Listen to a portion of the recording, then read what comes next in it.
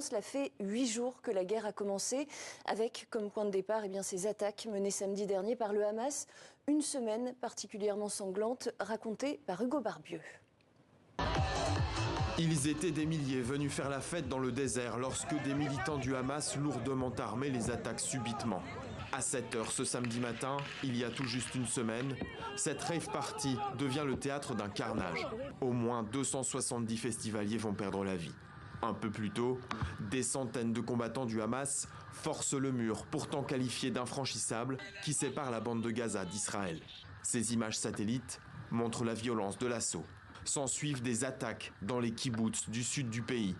Des centaines de civils sont pris pour cible. En Israël, c'est le choc et la sidération.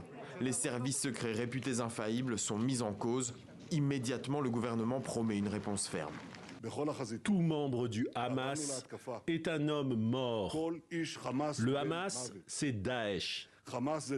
Et nous allons les écraser. Israël prépare alors sa riposte. L'aviation pilonne l'enclave en représailles et des centaines de chars se massent à la frontière avec Gaza, désormais soumise à un état de siège complet.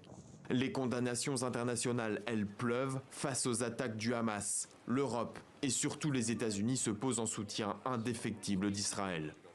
Vous êtes peut-être suffisamment fort pour assurer votre défense, mais aussi longtemps que l'Amérique existera, nous serons toujours à vos côtés.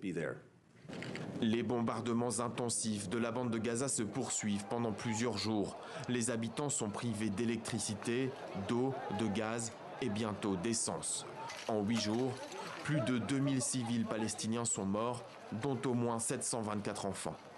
Des manifestations de soutien s'organisent partout dans le monde et à leur tour les Nations Unies alertent sur le désastre humanitaire en cours. Nous avons besoin d'un accès humanitaire immédiat à l'ensemble de Gaza afin de fournir carburant, nourriture et eau à tous ceux qui en ont besoin. Même les guerres ont des règles. L'Europe, mais aussi la Russie se disent préoccupés du sort des civils face à la perspective d'un assaut terrestre. Israël a donné l'ordre aux habitants d'évacuer le nord de l'enclave. Ils ont quelques heures pour partir avant une potentielle offensive. Les États-Unis commencent eux aussi à changer de ton. Nous ne pouvons pas perdre de vue le fait que l'écrasante majorité des Palestiniens n'ont rien à voir avec le Hamas et ses effroyables attaques, et qu'ils en souffrent également. Au 8e jour de la guerre, plus d'1 million de Gazaouis ont fui vers le sud. Benyamin Netanyahou a prévenu, ce n'est que le début des opérations israéliennes à Gaza.